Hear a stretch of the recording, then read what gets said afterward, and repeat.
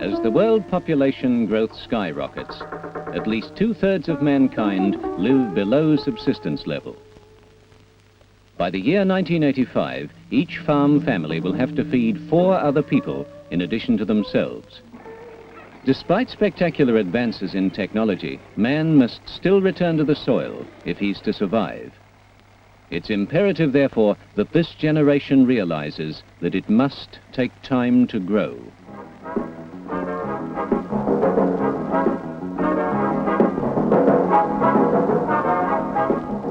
Tasmania, the Australian continent's island state, with a land area of 68,332 square kilometres, is slightly smaller than Ireland. Tasmania has a temperate marine climate which produces mild winters and moderate summers. On one hand, it's a rugged country of massive rocky outcrops where bush scrub wilderness manages to survive. On the other, are superb commercial forests, adjacent to inland and coastal plains, ideal for agricultural purposes. An abundant rainfall has the dual purpose of revitalizing the rich soil, while providing water for irrigation and the cheap production of electricity through hydro power schemes spread throughout the island. Although it's shown great advances in secondary industry over recent years, Tasmania is still, essentially, an agricultural state. Founded as a penal colony in the early 19th century, British settlers found the prospect of cheap land attractive and soon prospered.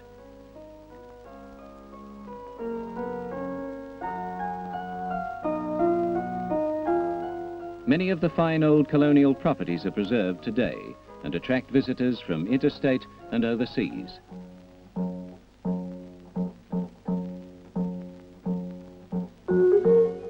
It was from these beginnings that Tasmania has become one of Australia's agricultural giants.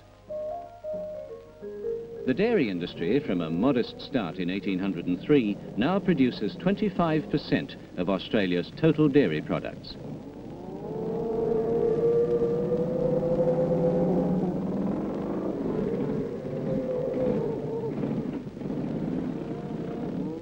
Because of the growing demand, many farmers are adopting a scientific approach to dairying.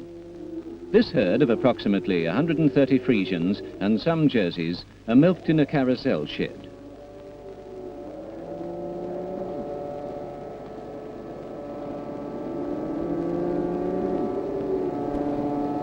With efficiency the keynote, the shed is geared to handle the entire herd in 70 minutes.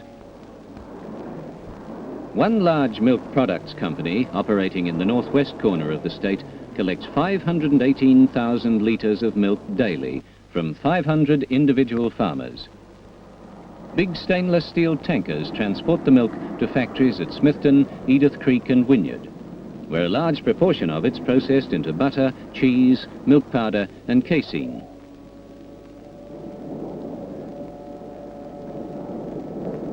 But it's the byproducts of milk which make Tasmania unique in this field. Based in Burnie, one of the main centres on the northwest coast, this factory specialises in cheese with worldwide export markets.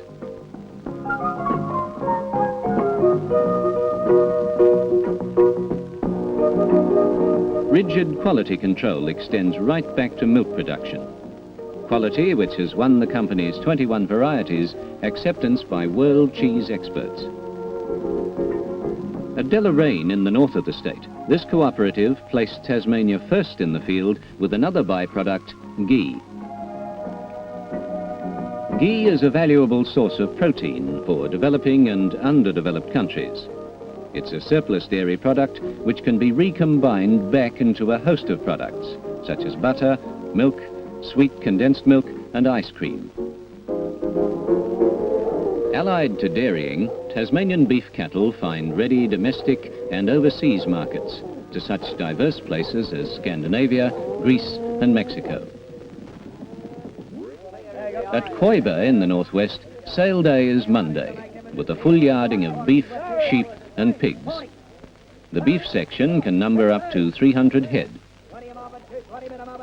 Cattle from surrounding areas are mainly European stock, Angus, Hereford and Friesians, at an average weight of 226 kilos plus. Slaughtered and dressed, this prime Tasmanian meat from Koiva is readied for shipment.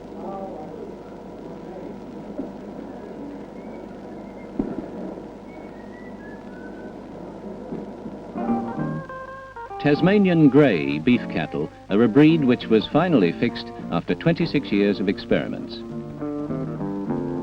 200 greys are the main breed on this 8,900 hectare property, with an average weight of 408 kilos, feeding off grass.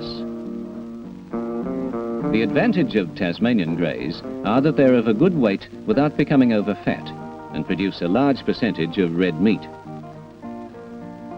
These beasts are most acceptable as meat in the United States, Japan and Australian markets.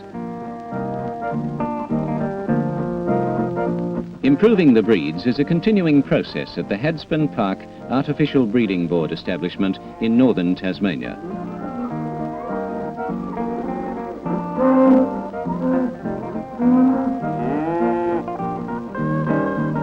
The board consists of 4 government and 4 farmer representatives. Services are provided to improve local beef and dairy herds, and bovine semen is sold extensively overseas. Experiments are advanced in the improvement of sheep and pig breeding. Tasmania is well served in the field of agricultural science and research. Widely known as a leader in horticultural research, much of the credit is due to work done at the Forthside Vegetable Research Farm in the northwest. The farm comprises 44 hectares of undulating land with soil typical of the surrounding major vegetable region. The research program includes work on all vegetable crops of economic importance to the state. While the emphasis is on crops grown for processing, fresh market vegetables are also grown on trial. Frequent field days keep farmers informed about the latest agricultural trends. An important cash crop in the area is potatoes. From the early days in the farming history of this area, potatoes have been a pioneer's first crop, which paid for the initial land development costs.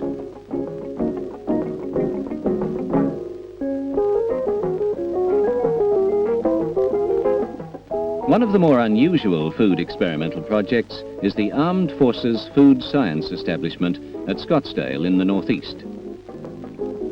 The main purpose of the establishment is to design nutritious and appetizing combat ration packs for the armed services of many countries. Australians are now eating a wide range of dehydrated foods, which had their origins in armed services combat rations.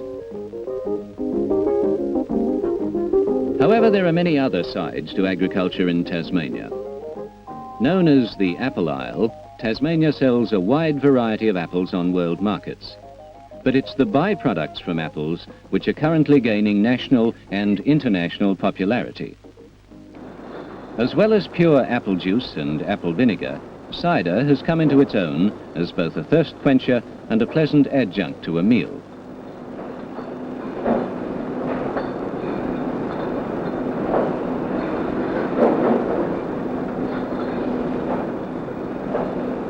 Fast finding acceptance throughout the Pacific area, the wide variety of ciders manufactured in the south of the state includes apple champagne, which contains the finest quality cider.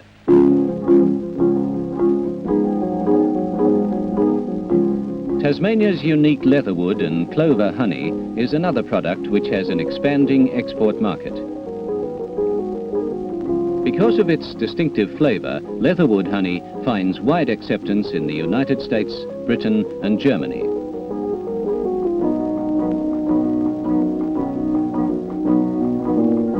Clover honey from this factory at Mole Creek in the north is very popular in Japan.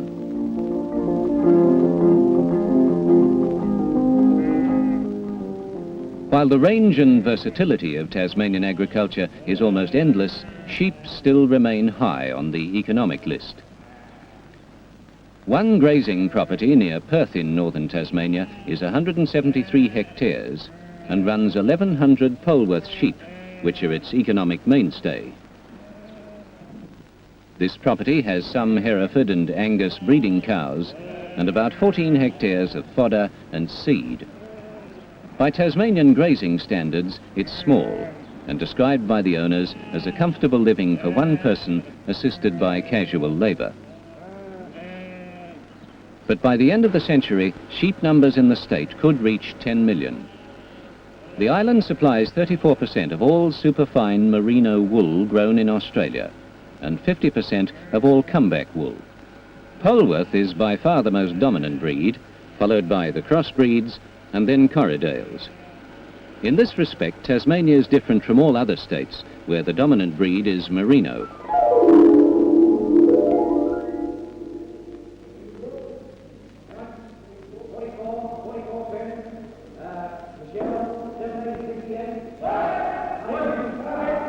At the annual wool sales, buyers from all over the globe bid for choice lots.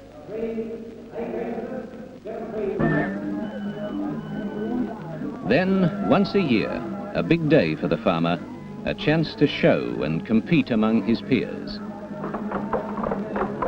The Country Agricultural Show is the shop window for the farmer to assess the quality of agricultural implements, a forum to discuss farming methods, a holiday for the family, to renew old acquaintances, and a chance to present products under ideal conditions.